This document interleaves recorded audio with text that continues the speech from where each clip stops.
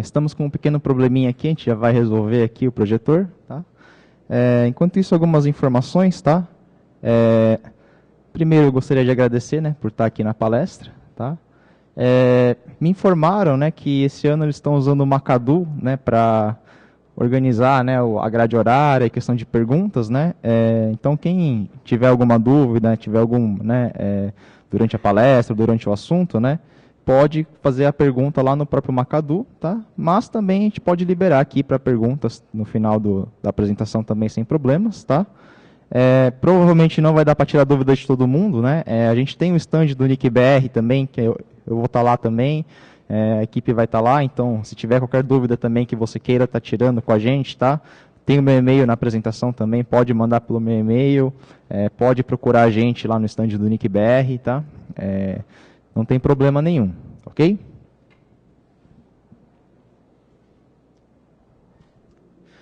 Bom,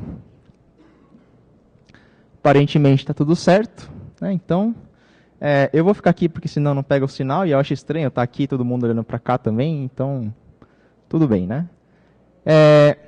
Eu sou o Thiago Nakamura, tá? Sou funcionário do NICBR, e eu vim apresentar aqui para vocês, né, um pouco sobre IPv6, ok? Então, o que acontece, né? Para a gente entender, né, o que acontece com o IPv6 hoje, tá? É importante que vocês entendam, né, como que isso aconteceu ao longo da história, tá? Por quê? Muito comum, né, a gente fala assim, o novo protocolo da internet, né, o futuro da internet, IPv6. E se você olhar para a história, tá, você vai ver que não é algo tão recente assim. A ideia de IPv6 é uma ideia muito antiga, tá? Logo que se criou a internet, né, já era uma preocupação que eles tinham na época. Então, quando que começa realmente, né, a ideia de internet? Ela começa aqui em 69, né, com o que a gente chama de ARPANET, né?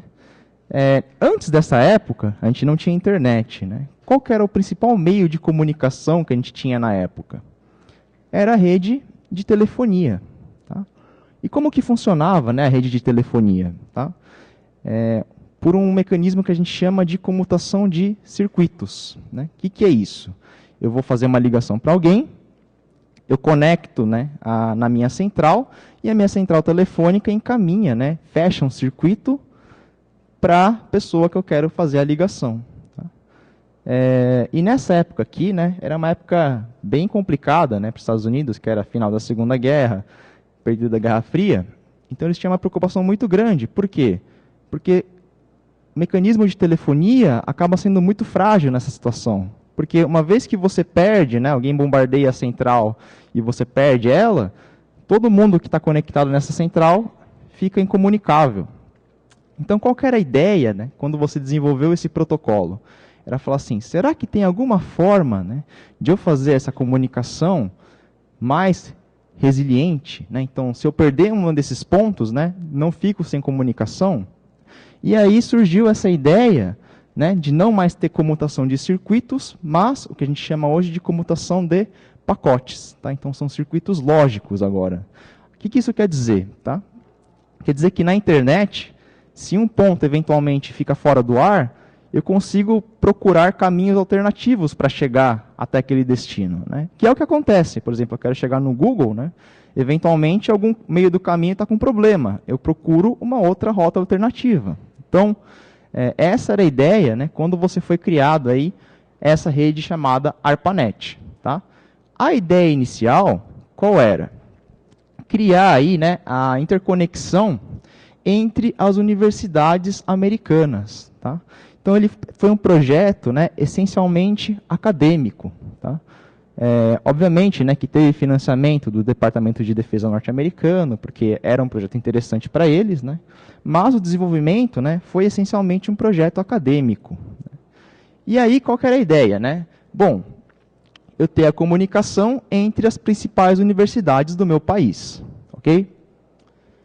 E aí, em 81, né, você define o que a gente usa hoje, né, até os dias de hoje, chamado protocolo IP versão 4.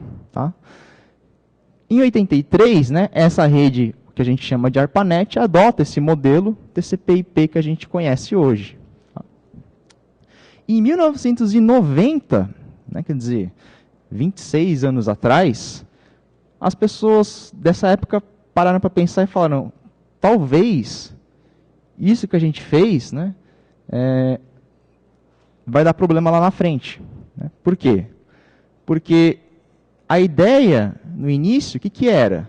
Interconectar as universidades. Então, eu criei um projeto que, essencialmente, era para ligar as universidades. Né? E, de repente, né, isso passa a ser explorado comercialmente. Então, todo mundo agora pode ter um endereço IP para acessar essa rede. Né? Então, veja que o problema que a gente teve com o IPv4, né, não foi um erro de projeto. Né? Para eles, na época, fazia muito sentido. Você tinha, sei lá, 100, 200 universidades, precisa de um protocolo para identificar cada uma dessas universidades. Né? Quantos endereços parecem plausíveis para mim? Eles pensaram, bom, eu tenho um protocolo aqui que tem 4 bilhões de endereços. Bom, 4 bilhões de endereços para numerar 100 universidades, parece muito razoável. Né? Ninguém ia se falar assim, não, talvez falte. Né? Agora, o que acontece? Não, agora cada pessoa passa a ter um endereço IP. Quando isso aconteceu, o pessoal já percebeu, opa, isso aqui vai dar problema lá na frente. Né? Então, veja que essa discussão de esgotamento de endereços IPv4, né, não é dos dias de hoje. Né? Hoje, a gente está, né, realmente no limite, né, porque realmente acabaram. Então, mas essa ideia de que ia acabar já é uma ideia muito antiga. Tá? E aí, explicando um pouquinho, né, a situação que a gente tem aí dos endereços IPv4. Né? Então, o endereço IPv4 tem 32 bits. Né? Então, com 32 bits, né, eu tenho 2 elevado a 32 combinações possíveis. Tá? Isso daqui dá aproximadamente 4 bilhões de endereços possíveis. Né? Só por esse dado, né, você já percebe um problema sério. Né? Por quê? Quantos habitantes a gente tem hoje no mundo? Mais de 7 bilhões. Né? Então, quer dizer, se hoje eu quisesse dar um endereço IP para cada pessoa no mundo, já não ia ser suficiente para mim. Né? E pior, né? A gente sabe que na prática a gente não usa um endereço IP. Por quê? Porque eu não tenho um equipamento na minha casa. Né? Eu tenho um computador, eu tenho um notebook, eu tenho um celular, eu tenho um tablet, eu tenho um videogame, eu tenho uma impressora, eu tenho uma Smart TV. Todos esses equipamentos, hoje em dia, se conectam na internet. Então, teoricamente, eu precisaria de um endereço IP para cada um desses equipamentos. Né? Então, essa ideia, né, de ter 4 bilhões de endereços possíveis, né, já é muito falha, tá, para os dias de hoje. E tem alguns agravantes também. Por exemplo, inicialmente, né, como que a gente distribuía esses endereços? Tá? A gente distribuía esses endereços através de classes. Né? Então, a gente tinha redes classe A, classe B e classe C. Quem não é da área de redes pode não conhecer isso, tá? Mas para vocês terem ideia, né, um endereço classe C cabe aí, por volta de 250 endereços. Tá? Um classe B tem aí por volta de 65 mil endereços. Então, qual que era o problema? A pessoa tinha 200 máquinas na rede dela. Né? Que classe ela ia pedir de endereços? Ela ia pedir um classe C. Por quê? Porque com 250 IPs eu consigo enumerar as minhas 200 máquinas. Aí a empresa cresce e vai para 300 equipamentos. Ele não consegue mais atender isso com classe C. Ele é obrigado a pedir um classe B, que tem 65 mil endereços, para usar 300. E aí ia ficar 64 mil e pouco desocupados. Né? Então, o que acontece?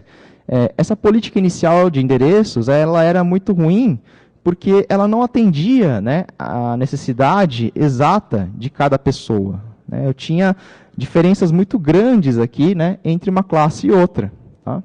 E, pior ainda, né, você teve uma alocação inicial dos blocos classe A, né, que são equivalentes aí a 1/8 IPv4 hoje, né, que tem uma quantidade absurda de endereços IPs, né, para algumas instituições americanas aqui que estavam, né, ligadas aí no começo desse projeto. Então aqui a gente tem um mapa, tá? Esse mapa ele já é bem antigo, tá? É de 2008. né?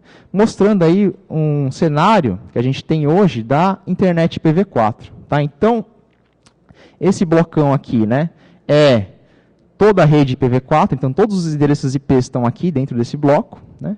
Esses blocos, tá, como é de 2008, a gente tinha blocos que não estavam alocados, né, na época. Hoje, todos esses que estão aqui sem alocação já estão completamente preenchidos. Né? E o que a gente vê aqui? Está vendo esses blocos grandes aqui? Né? Esses blocos aqui são blocos classe A, que as empresas receberam no início. Então, o que acontece? A gente tem muitas empresas, né, que receberam esses blocos classe A e não usam quase nada hoje. Né? Mas, como eles têm direito a esse bloco, né, eles continuam aí tendo essa permissão. Tá? E aí o resto, né, se vira aqui com o que sobra. Tá? Fora isso, né, tem dois blocos grandes aqui que a gente não usa dentro do IPv4. Né? Não é que não usa, né, mas a gente não usa para numerar pessoas. Né? Um deles é o bloco de multicast, que serve para outros mecanismos, né? E o outro é de uso futuro. E aí você para e pergunta para mim, né? Mas Thiago, a ideia do uso futuro não é usar agora, que a gente precisa, né? Por que a gente não usa esse bloco? Tá? Para quem trabalha na área de tecnologia e de protocolos, né, sabe que, em geral, quando a gente projeta alguma coisa para uso futuro, esse uso futuro normalmente é nunca. Né? Então, quando eu projeto alguma coisa e falo assim, isso aqui é uso futuro, é porque eu nunca vou querer usar aquilo. E nunca vou usar. Isso é tão verdade, tá, que o próprio sistema operacional da minha máquina, se eu colocar um endereço IP que esteja dentro desse bloco de uso futuro, ele vai falar assim, olha, eu não vou poder usar esse IP porque ele é um bloco de uso futuro. Então, ele não deixa você utilizar mesmo que você queira. Né? Então, assim, tudo foi programado para você não poder usar esse bloco. Então, mesmo que hoje você queira usar, você não vai conseguir. Tá? Então, essa é a situação que a gente tem hoje aí, né, dos endereços IPv4. Bom, o pessoal percebeu, opa, tem um sério problema aqui, está acabando o endereço. O que eles fizeram? Tá? Em 92, tá? Prestem atenção nas datas, tá? São datas não muito recentes, né? Eles criam um grupo, né, justamente pensando aqui em soluções alternativas, né, para você segurar o crescimento aí desse uso de IPv4. Né? E aí foi criado, né, dois mecanismos que a gente conhece muito, né, que é o DHCP e o NAT. Né? Então, o que acontece? Quando você tem o DHCP e o NAT hoje em casa, né, eu, por exemplo, tenho lá 10 equipamentos de rede, né, que usam a internet. Só que eu não recebo 10 IPs do meu provedor de internet. O meu provedor de internet só me dá um único IP. Como que funciona, então? Eu uso um mecanismo chamado NAT, né, em combinação com DHCP, que permite, né, que eu crie uma rede privada dentro da minha casa, né, e compartilhe o uso daquele mesmo endereço público. Tá? Então, tenho 10 máquinas ligadas num único endereço IP, que é o que o provedor me fornece. Tá? Isso tudo IPv4, tá, gente? E aí o que acontece, né? O NAT, né, trouxe algumas vantagens aí, né, nesse quesito. Por quê? Porque agora eu consigo realmente, né, usar mais endereços do que eu tenho. Então, um endereço IP em casa atende aí 20 máquinas. Então, eu não preciso mais ter um endereço IP para cada equipamento conectado na rede. Né? E ele facilita algumas coisas também. Né? Oculta a minha topologia de redes, tá? Para quem é da área de gestão de redes, né, isso é muito importante, porque a pessoa de fora não consegue me enxergar. Né? Isso também é um ponto positivo e, ao mesmo tempo, negativo. Tá? O NAT é um mecanismo extremamente pesado de você rodar. Então, para você conseguir, né, escalar isso aí em vários usuários, né, é bem complicado. Tá? E você tem uma série de problemas com a questão de rastreabilidade na rede. Então, às vezes alguém está atrás do NAT, faz alguma besteira e você tem uma dificuldade enorme depois de saber quem foi essa pessoa. Né? Por quê? Porque na internet fica registrado o quê? O meu IP público. Né? E o cara está dentro de uma rede que está escondida na internet. Então fica extremamente complicado de você rastrear esse tipo de pessoa, né, caso você tenha algum problema na rede. E aí você cria, né, essas soluções e você tem realmente uma queda do crescimento. tá? Se você olhar aqui, né, você tinha um crescimento aqui. Se ele continuasse da forma que estava, provavelmente aqui, bem antes de 2016, a gente já teria estourado aí o limite de usos de IPv4. Né? Você conseguiu fazer realmente uma queda. Tá? Mas, o que você percebe no gráfico é que mesmo que você tenha conseguido reduzir o crescimento, ele continua crescendo. Tá? Então, o que acontece? Essas soluções não foram feitas para solucionar o meu problema de falta de endereços. Eles foram feitos para que desse tempo de eu pensar numa solução definitiva. Né? A ideia, o que era? Né? Falar assim, bom, não tem muito jeito, tá? O IPv4 tem 4 bilhões de endereços, isso eu não consigo mudar. Né? E o que vai faltar justamente é a falta de endereços. Preciso pensar numa solução nova. Qual foi a solução que eles pensaram? Vou ter que criar um protocolo novo. Né? Então, a ideia era criar aqui, né, o que a gente chama de IP Next Generation. Era um grupo de trabalho que justamente visava, né, pensar assim, bom, o que eu fiz de errado com o IPv4, o que eu posso fazer agora nessa nova versão? Então, tinha várias questões aqui que eles levantaram, né, quando foi criado esse grupo. E aí, você teve várias aqui, né, propostas de projeto, né? Aí algumas foram morrendo, algumas foram se juntando com outros protocolos, né? Até virar o que a gente chama de IP Next Generation, que hoje é o nosso IP versão 6. Tá? Então, isso daí foi criado, oficializado, né, pelo IETF em 98. Então a gente fala assim, IPv6, o novo protocolo da internet. É um protocolo que foi criado em 1998. Né, na mesma época que o Windows 98. Então, imaginem, não é tão novo assim. Né? A gente tem, né, essa ideia de que é um protocolo novo, tá? Mas, na prática, né, ele já é um protocolo bem antigo. Tá? Qual é a diferença essencial aqui que a gente tem, né, do IPv4 para o IPv6? Né? No IPv4 eu tinha 32 bits para endereçamento. No IPv6 eu vou ter 128 bits. Né? Eu tenho 4 vezes mais bits do que IPv4. Então quer dizer que eu tenho 4 vezes mais endereços para usar? Não, eu tenho 4 vezes mais bits. Né? Isso quer dizer, eu tenho 2 elevado aí a muitos, né, mais endereços. Tá? Então, a ideia aqui no IPv6 realmente é que eu não vou me preocupar com falta de endereços IPs durante um bom tempo. Né? Além disso, a gente tem aí, né, várias modificações, né, para trabalhar com certos problemas que a gente já conhecia no IPv4. Né? Mas a principal questão aqui realmente era, né, a falta de endereços. E aí a gente tem aqui algumas estatísticas, né, para mostrar para vocês como que está a situação. Né? A internet continua crescendo. No mundo hoje, a gente tem por volta de 3 bilhões aí de usuários da internet. Né? Isso é aproximadamente 40% da população.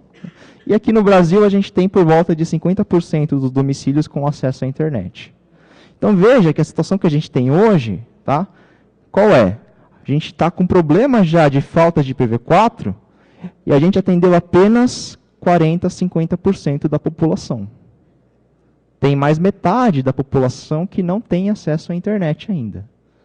Então, a gente já não tem mais endereços IPv4 e falta metade da população para a gente atender. Então, a situação que a gente tem hoje é essa. Né? E aí, o que a gente tem? Né? Como é que funciona, né, essa política de alocação, tá, de endereços IPs? Né? A gente tem uma forma hierárquica. Tá? Então, a gente tem uma entidade que cuida dos endereços no mundo todo, que é a IANA. Né? A IANA distribui esses blocos de endereços IPs, né, para alguma entidade regional, que a gente chama de RIR, né, que é o Regional Internet Registry. Tá? Então, a gente tem o LACNIC para a América Latina, você tem o ARIN para a América do Norte, você tem o RIPE para parte da Europa e parte da Ásia, você tem o AFRINIC para a África e o APNIC para a Ásia e Pacífico. Em alguns casos específicos, tá, você pode ter também o que a gente chama de National Internet Registry, tá, que é o caso do Brasil, que é o NIC-BR. Tá? Então, eu aqui no Brasil quero pedir algum bloco de endereço IP, eu peço para o NIC-BR. Né? Se alguém da Argentina, por exemplo, quiser pedir endereços IPs, ele pede diretamente para o LACNIC. E aí, algumas estatísticas aqui para vocês, né? Em 2011, tá? Aquela entidade global, a IANA, já ficou sem nenhum endereço IPv4. Então, estoque global a gente não tem mais nenhum. Né? E aqui é uma estatística de quantidade de blocos que cada uma daquelas entidades estava pedindo. Né? O que você percebe? Né? Que conforme eles foram percebendo que ia acabar, né, a demanda aqui foi aumentando, né, de endereços IPs. E aí aqui é o gráfico do que sobrou de endereços IPv4 hoje. Né? Então, o que a gente tem hoje? Tá? Primeiro, América do Norte. A América do Norte não adotou nenhuma política de restrição de alocação de blocos IPv4. Então ele falou assim, ó, eu vou alocar bloco IPv4 até acabar. E aí isso acabou na metade de 2015. Então eles não têm mais hoje endereços IPv4 para distribuir para as pessoas. Tá? Se você for na América do Norte, a instituição regional lá não tem mais blocos, né, para alocar para ninguém. O único bloco que eles conseguem alocar são aqueles que são recuperados, né, através de gente que para de pagar, empresa que fale, coisa desse tipo. Né. Aqui no Brasil, né, que faz parte do LACNIC, né, qual que é? É essa curva vermelhinha aqui, que está caindo aqui aos poucos, né, projeção para acabar em 2017. Tá? Por que teve essa mudança brusca no comportamento? Estava despencando aqui, de repente ficou retinho. Né? Porque a gente entrou em uma política restritiva de alocação. Tá? Então, antes você pedir quantos endereços IPs você precisasse, agora você tem uma política extremamente restrita para conseguir endereços IPv4. Tá? Você pode pedir só de 6 em 6 meses, né? E no máximo aí, por volta de 1.000 IPs por vez. Né? Então você tem uma política extremamente restritiva. Tá? O APNIC, né, e o RIPE já entraram nessa política bem antes da gente. Né? Então aqui o LACNIC decidiu entrar, né, quase no final dos endereços dele. Tá? O APNIC e o RIPE decidiram entrar um pouco antes. Né? A única instituição que ainda não está em nenhuma política restritiva é o AFRINIC, né, que é da África. E mesmo assim, né, você vê que a situação dele não é muito diferente das outras. Tá? Então essa é a situação que a gente tem aí de IPv4 hoje. Tá? Qual que era a ideia, né, da implementação do IPv6? Pensamos assim, bom, eu criei esse protocolo em 98. Então pensem com a mentalidade das pessoas da época. Em 98, eles falam assim, bom, vai demorar o quê? Uns 20 anos para acabar os endereços IPv4. Em 20 anos, eu acho que eu consigo implementar esse protocolo na internet. Né? Então eles falam assim, ó, vai ter 10 anos aqui, ó, conforme a internet for crescendo, eu vou começando a colocar IPv6 na minha rede, e aí quando chegar no problema que vai acabar meus endereços IPv4, não vai ter problema porque todo mundo vai ter IPv6 na rede. Né? Todo mundo hoje tem IPv6 na casa de vocês, né? Por isso que não tem problema, né? Não tem nem por que eu estar dando essa palestra. Né? Obviamente que não foi isso que aconteceu. Né? O que aconteceu é que quase ninguém se preocupou em implantar IPv6, e hoje que nós não temos mais IPv4, aí sim as pessoas estão sendo obrigadas a migrar para o IPv6. Tá? E aí alguns dados mais atuais de hoje. Né? Então, como é que está a implantação de IPv6 hoje? Tá? O Google tem uma estatística de tráfego dele, né, que assim, de todo o tráfego que passa pelo Google, né, quantos por cento desse tráfego é IPv6? Tá? Mundialmente, hoje, o Google enxerga aí por volta de 12,5% do tráfego total dele é via IPv6. Tá? Então, se você for pensar, 12% de tudo que passa no Google, tudo bem, é 12%, mas é bastante coisa em termos de quantidade. De volume de tráfego, é uma quantidade bem considerável. Tem alguns países, tá, que estão bem desenvolvidos aqui. Né? Por exemplo, Estados Unidos, né, tem quase aí 30%, né, de usuários com IPv6 funcionando. Tá? Na verdade, não é nem com IPv6 funcionando, né, mas que possuem aí, enxergam IPv6. Né? No caso, tem alguns países, né, na Europa que estão bem mais avançados. Você tem, por exemplo, a Bélgica, né, que tem aí já quase 50% dos usuários, né, podendo trocar IPv6 aí com as pessoas. E o Brasil, né? Como é que está o Brasil? O Brasil tem por volta de 9% aí dos usuários, né, com IPv6 funcionando. Tá? Aí você pensa, poxa, só 9%, né? Mas se você olhar aqui, né, o gráfico está meio clarinho, mas eu falo os números para vocês, né? Aqui é os 9% hoje, né? Isso aqui é 2015. Em 2015, isso aqui é 1%. Então, aqui é 1%. Então, em 2015, a gente tinha quase zero, né, de usuários IPv6 na rede. Tá? Hoje, metade de 2016, a gente tem 9%. Então, assim, apesar de não ser um número consideravelmente grande, né, a escala de crescimento aqui que a gente teve no Brasil foi extremamente positiva. Tá? A gente cresceu aqui praticamente mais de 1000 vezes, né, o que a gente usava nos anos anteriores. Né? Eu nem coloquei aqui antes de 2015 para não ficar triste, né, mas começou mesmo, né, as empresas, os provedores começaram a se preocupar aqui com o IPv6, né, a partir de 2015. Tá ok?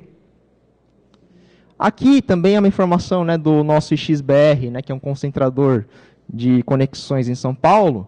A gente tem um tráfego lá médio, pico, né, de 46 GB, né, um tráfego médio de quase 30 gigas por segundo, não, 23, né, gigas por segundo aí, passando dentro desse concentrador. Tá? Então, só para não deixar vocês tão desanimados, né, quer dizer, existe IPv6 funcionando na rede hoje e ele funciona. Tá? E aí, né, quais são os riscos de eu não implementar, né, não implantar o meu IPv6 na rede? Tá? Então, você vê que os gráficos mostram que o uso do IPv6 tem aumentado aí aos poucos, né, mesmo que não seja aquilo que a gente esperava, né, todo mundo tem IPv6 hoje, né, você vê que o uso de IPv6 está crescendo ao longo do tempo. Tá? Só que precisa dar uma melhorada. Né? Se eu não implementar IPv6, o que vai acontecer? Como eu falei, eu não tenho mais IPv4 hoje para fornecer para as pessoas, e falta metade da população para ser atendida. Como é que eu vou atender essa outra metade da população se eu não tenho endereços para fornecer para essas pessoas? Então, vai ser extremamente complicado se eu não pensar nisso dentro do IPv6. Tá? Eu vou ter que usar técnicas que a gente utiliza em casa, como NAT, né? Mas uma coisa é eu fazer NAT na minha casa, para as minhas máquinas. Outra coisa é a operadora fazer NAT para 10 milhões de clientes. É muito diferente. Os equipamentos são totalmente diferentes. São extremamente caros para fazer isso. Né? E aí você realmente acaba pensando, né, que se não vale a pena colocar o IPv6. Né? Tem estudos que mostram, né, se você não implementar o IPv6, o custo de você não fazer isso pode ser muitas vezes maior do que o custo de você colocar IPv6 na sua rede. Tá? Por quê? Né? Eu nem coloquei na apresentação, mas hoje, né, muita gente pode pensar, né, eu vou ter IPv6 na minha rede, mas não vou ter nada para acessar em IPv6. Né? Que serviços a gente tem hoje, né, que funcionam em IPv6? Tá? Os serviços do Google funcionam em IPv6, então Google, YouTube, Blogger, né? Facebook funciona em IPv6, tá? Netflix funciona em IPv6, Akamai, eu acho que só esses 4 serviços aí já dá quase tudo que você faz o dia inteiro, né? Então, assim, falar que não tem nada para acessar em IPv6 é meio esquisito, né? Quase tudo que você for usar na internet hoje, né, grande parte do tráfego de internet que você tem hoje é acessível via IPv6, tá? Então, essa ideia que a gente tem de que IPv6 não vai para frente porque ninguém está usando, né, não é bem verdade. E por fim aqui tem também uma parte, né, um pouco mais no futuro, que é a questão de internet das coisas. Tá?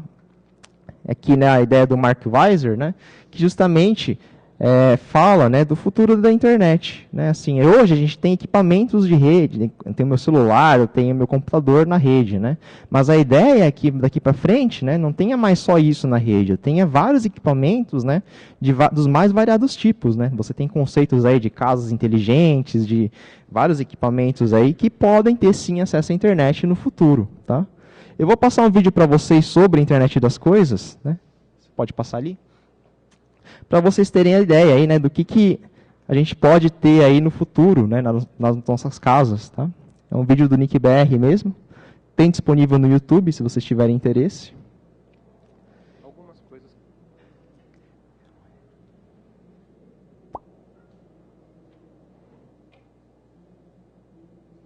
Algumas coisas precisam de um manual, um pequeno livro ou folheto que ensina como devem ser usadas. Mas ferramentas ou objetos verdadeiramente úteis e que resolvem nossos problemas normalmente não precisam de um. Quando algo é tão complicado a ponto de precisar de um manual, e principalmente se esse manual é tão complicado a ponto de começar com uma explicação sobre ele mesmo, você pode começar a ficar preocupado.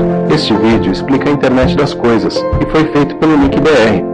Hoje, você não precisa mais de um manual para usar a internet em seu tablet, smartphone ou computador, certo? Mas não foi sempre assim. A internet nasceu da ARPANET, uma rede experimental financiada pelos militares dos Estados Unidos. Ela nasceu interligando grandes universidades e centros de pesquisa. Era literalmente uma rede que interligava computadores de médio e grande porte, permitindo que os pesquisadores em cada universidade compartilhassem a capacidade de processamento dos seus equipamentos. Com o tempo, mais e mais redes foram se interligando até chegarmos à grande rede mundial que temos atualmente. Várias aplicações interessantes, usadas principalmente para facilitar de alguma forma a interação entre pessoas, foram sendo criadas e houve diversos avanços na tecnologia. Tivemos o e-mail, os computadores pessoais, a web, o comércio eletrônico, os buscadores, a tecnologia de rede sem fio, as músicas online, os PDAs, a tecnologia de voz sobre IP, os vídeos online, os smartphones e as diversas redes sociais.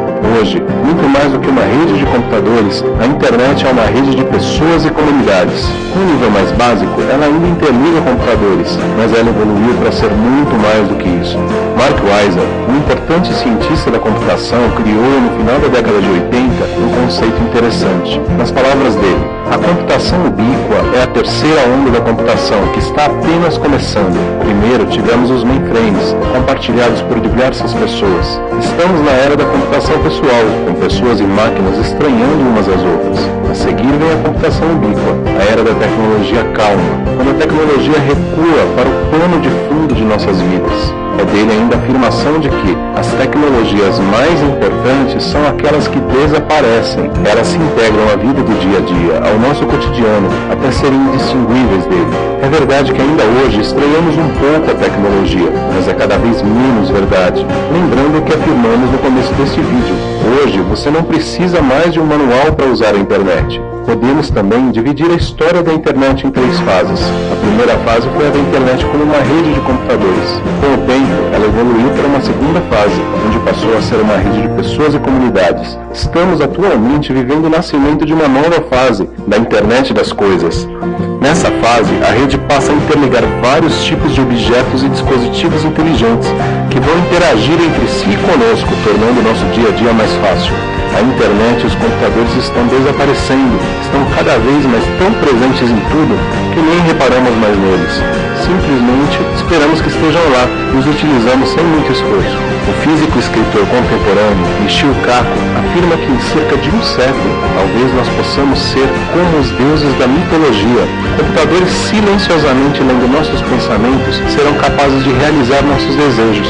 Nós poderemos mover objetos apenas com a força da mente. Com o poder da nanotecnologia, poderemos pegar um objeto e transformá-lo em alguma coisa diferente. Embora coisas assim possam parecer inimaginavelmente avançadas, as sementes dessas tecnologias estão sendo plantadas nesse momento. É a ciência moderna e a tecnologia, e não mágicas encantos, que nos darão esse tipo de poder. Atualmente, já é possível, por exemplo, automatizar toda a sua casa e controlá-la por um tablet. Eventualmente, você nem precisa controlar as coisas. Os objetos podem simplesmente reagir à sua presença. Cidades podem espalhar sensores para monitorar a temperatura, a velocidade do vento, umidade e qualidade do ar. E esses podem ajudar na previsão do tempo, por exemplo. Um automóvel pode comunicar-se com outros diretamente, avisando-os de um engarrafamento, ou mesmo de uma freada brusca ou acidente. Você pode usar objetos, como relógios ou roupas, para monitorar constantemente seu pulso ou outras medidas do seu estado de saúde e avisar seu médico automaticamente em caso de problemas. Sua geladeira pode fazer sozinho o pedido dos produtos que estão para acabar.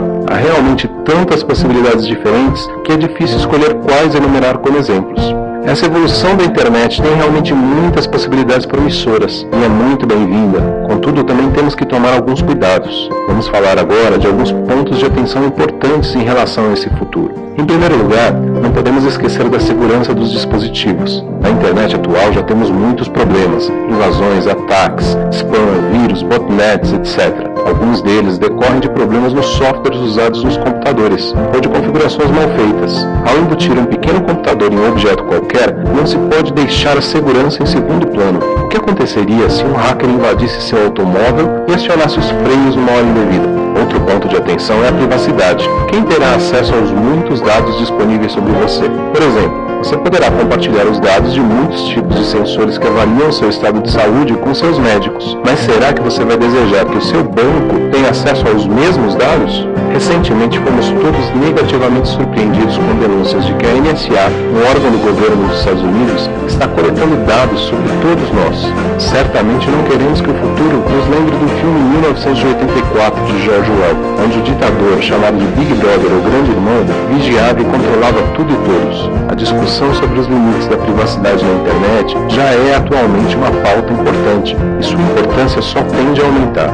O terceiro ponto de atenção é um desafio técnico relacionado à própria infraestrutura da internet. Hoje temos alguns bilhões de dispositivos na rede mundial. Com a internet das coisas, em breve serão dezenas, depois centenas de bilhões. Os endereços IP que identificam cada um desses dispositivos de forma única não têm a capacidade para todo esse crescimento. Por isso, a internet está em processo de transição com a implantação de uma nova tecnologia que substituirá o IP versão 4.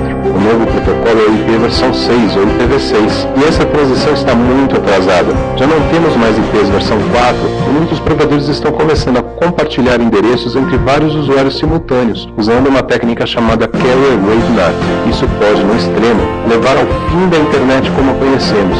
A implantação do IPv6 é necessária para a continuidade da internet e para sua evolução. Bem, é isso. Fique atento à implantação do IPv6, exigindo que equipamentos e serviços sejam compatíveis. Fique atento também às questões de privacidade e segurança na rede. E aproveite o futuro em que a tecnologia é sua amiga. Esperamos você no canal do NICBR no YouTube, NICBR Vídeos, com mais... Volta pro slide. Bom, pessoal, justamente esse vídeo, né, mostra um pouco sobre a internet das coisas e justamente por que é necessário, né, o IPv6 se você quiser seguir esse caminho. Né? Você não consegue fornecer endereços IPs, né, para todo mundo se você não tiver endereços disponíveis. Tá? Então a ideia realmente que o IPv6 foi criado também teve, né, parte, né, essa ideia de que no futuro tudo vai ser internet, né, tudo vai estar conectado na rede. Então só o IPv6 realmente permite, né, que isso possa ser possível. Tudo bem? Bom, a apresentação basicamente era essa. Queria dar só uma ideia, né, geral aí sobre IPv6 para vocês, atualizar um pouco, né, a informação de como está nos dias de hoje e como que isso daí vai se dar para frente. Né? Eu agradeço aí para vocês, tá? Obrigado pela presença. E acho que agora a gente vai abrir para dúvidas, né? A gente tem uns 10 minutinhos aqui, né? Então, aproveitar enquanto o pessoal coloca aqui. Alguém tem dúvida? Você pode ler.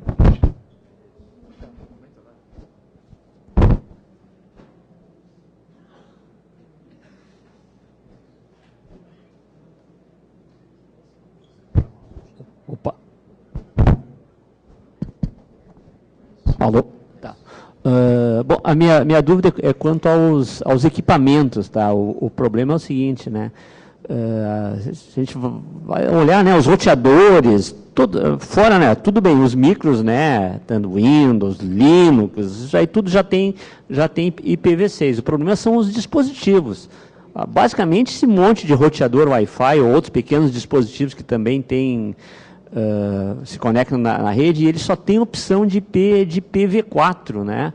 E equipamentos que estão vendendo hoje, tu vai hoje, compra na loja um roteador e ele não tem IPv6, né? O que você tem a dizer sobre isso? Que futuro a gente tem? Os fabricantes esqueceram que IPv6 já existe há 20 anos? Obrigado. Bom, essa é uma pergunta boa mesmo, né? Então tem vários níveis, né? Primeiro de onde que tem que ter IPv6 implementado, né? Então para o IPv6 funcionar, todos os equipamentos da rede têm que ter IPv6 habilitado, né? Primeiro, né, a parte dos equipamentos do usuário mesmo, né, o computador, o smartphone, tá? Todos esses já têm suporte a IPv6 há muitos anos. Então, Windows, Linux, BSD, Android, iOS, né, todos esses sistemas, tá, já fornecem suporte a IPv6. Equipamentos de rede do nível de operadora, né, também roteadores Cisco, né, Juniper, MikroTik, né, esses também já têm suporte a IPv6 há muito tempo. Onde que a gente não encontra ainda suporte IPv6 suficiente, né? É justamente nos roteadores domésticos da casa da pessoa, né? Então você compra ali, tem muitos equipamentos, né? De nível básico, né? E poucos deles realmente oferecem suporte a IPv6, tá? O que acontece? Né? A gente percebe que aos poucos, né, esses vendors já estão começando a colocar IPv6 nos equipamentos, né? E também não é que assim, o mesmo que o equipamento meu não suporte IPv6 hoje, não quer dizer que ele não pode suportar no futuro. Eu posso instalar um firmware, né? Se eu, por exemplo, o fabricante pode fornecer um firmware para mim que tenha o suporte a IPv6, e alguns firmwares open source, né, tipo OpenWRT, DDWRT, também fornecem essa opção de colocar IPv6 nesses equipamentos, mesmo que originalmente eles não suportem. Ok? Mais algumas dúvidas aqui no Macadu? Com a implementação do IPv6, terminaria com o NAT redes internas? Bom, tem duas coisas aí, né? Primeiramente, terminaria com o NAT? Sim. Tá? Porque qual é o objetivo do NAT? O objetivo do NAT não tenho endereços suficientes, vou usar o NAT para ter mais endereços. Tá? Esse é o objetivo fundamental do NAT. Né? Agora, a segunda pergunta, né, acaba com redes internas? Não. Tá? Por quê? Porque uma das consequências do NAT, né, é eu ter uma rede privada dentro da minha rede. Tá? Nem sempre isso é meu objetivo, mas o NAT obriga que isso aconteça. Tem gente que faz isso porque eles querem realmente que a minha rede seja interna. Tá? Mas sem o NAT não dá para fazer isso? Dá. Você pode, por exemplo, configurar um firewall, né, da mesma forma. Você tem também faixas de endereços privados em IPv6 para fazer redes internas. Tá? O que não vai ter mais é você criar uma rede interna para compartilhar endereços públicos. E isso você não precisa mais. Por quê? Porque a ideia de você fazer esse compartilhamento é justamente ter mais endereços disponíveis. Você tem endereços disponíveis em IPv6 agora, então perde o sentido de você usar esse tipo de técnica. Ok? Atualmente, como as operadoras estão trabalhando para fornecer IPv6? Né? Pois muitas não disponibilizam atualmente comunicação em IPv6. Bom, também tem vários níveis aí de implementação em IPv6. Né?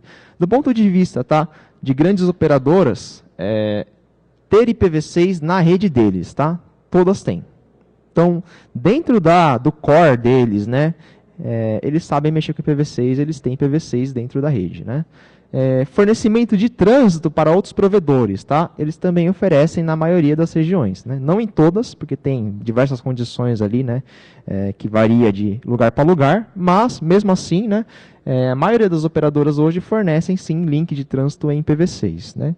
Onde que é o grande limitador, tá, do fornecimento de IPv6 aqui no Brasil? É para o usuário final. Então, eu, na minha casa, provavelmente ainda não vou ter IPv6 fornecido pelos provedores. Tá? O que não quer dizer que eles não estejam fazendo isso. Tá? Aquele crescimento que a gente teve de 2015 para cá, era justamente dessas grandes operadoras que estavam realmente começando a migrar os usuários deles para IPv6. Tá? Então, hoje em dia você tem muitos já usuários finais que na casa dele eles já têm IPv6 nativo funcionando. Tá? Só que isso é um processo demorado, né? Não é assim, você tem empresas de telecomunicações de internet que tem aí, né, milhões de clientes. Não é do dia para o outro que ele fala assim, agora a gente vai colocar IPv6, né? Tem 100 milhões de caras com IPv6, né? Não funciona assim. Você tem que fazer isso de forma gradual. Né? Então eles estão trocando os equipamentos, estão mudando as configurações, né? Estão fazendo os testes. E aos poucos, né, você vê que tem sim usuários finais que possuem IPv6 disponível na residência. Tá? Como posso solicitar IPv6 para a minha operadora? Né? Ela pode cobrar algo a mais por isso? Bom, aí depende, né, se você é um provedor que está contratando um trânsito, né, de outra operadora ou você é um usuário final que contrata um serviço de internet. Primeiro, né, pode cobrar algo a mais por isso? Tá? Em tese, não. Né? Por quê? Porque você está fornecendo, né, você está comprando um serviço de acesso à internet. Você não está comprando IPv4, IPv6, né, quando você faz um contrato com o seu provedor. Tá? Acesso à internet é acesso à internet. Se a minha internet é IPv6, eu tenho que fornecer acesso à internet IPv6. Se a internet é IPv4, eu tenho que fornecer acesso à internet IPv4. Tá? Da mesma forma, por exemplo, você tem lá por exemplo, numa escola de redes, né? E no currículo escolar está escrito lá, eu vou ensinar redes e protocolo IP. Eu tenho que ensinar IPv4 e IPv6. Por quê? Porque faz parte, né, do mecanismo de funcionamento do protocolo TCP/IP. Tá? Então, da mesma forma, se eu estou fornecendo acesso à internet para alguém, eu tenho que fornecer acesso à rede IPv4 e à rede IPv6. Tá? Como eu posso solicitar IPv6 para a minha operadora? Tá? Tem um pequeno problema hoje, né? É que dependendo de onde você pede, né, principalmente se cair no canal de vendas, né, no pessoal de comércio, eles não sabem o que é IPv6. Né? Então, eu falo assim, eu quero solicitar IPv6 para a minha conexão. Os caras falam assim, o que é isso? A gente não oferece isso. Né? Mas a parte técnica de engenharia de redes deles, com certeza conhecem isso. Né? Então, às vezes, no caso de usuário final é mais complicado. Né? Mas se você, por exemplo, é um provedor, ou você, né, uma empresa, né, que contrata um link de internet, você pode pedir, né, para não falar com o pessoal de vendas diretamente, mas tentar conversar com o pessoal da parte de redes mesmo, que eles realmente vão entender o que você está pedindo e poder encaminhar essa solicitação para você. Tá ok? Tem mais alguma pergunta? Tem mais alguma pergunta? Ou... Mais alguma dúvida, pessoal? A gente tem aqui mais uns 3 minutinhos, acho que dá para fazer uma ou duas perguntas aqui.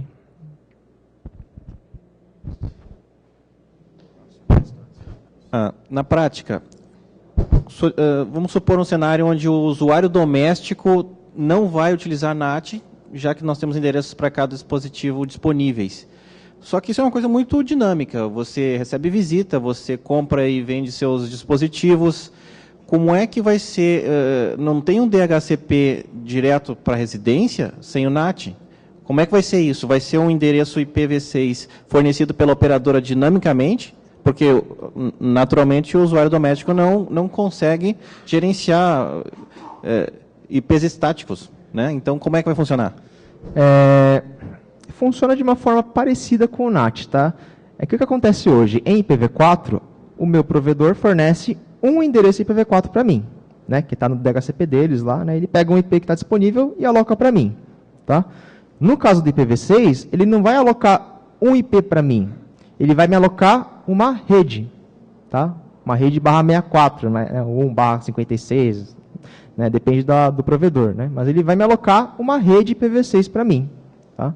Então seria, né, da mesma forma que no meu NAT, né, eu aloco uma rede privada para mim, agora eu estou ganhando uma rede pública já para fazer isso. Então, basta que eu tenha ou um DHCP na minha rede, tá?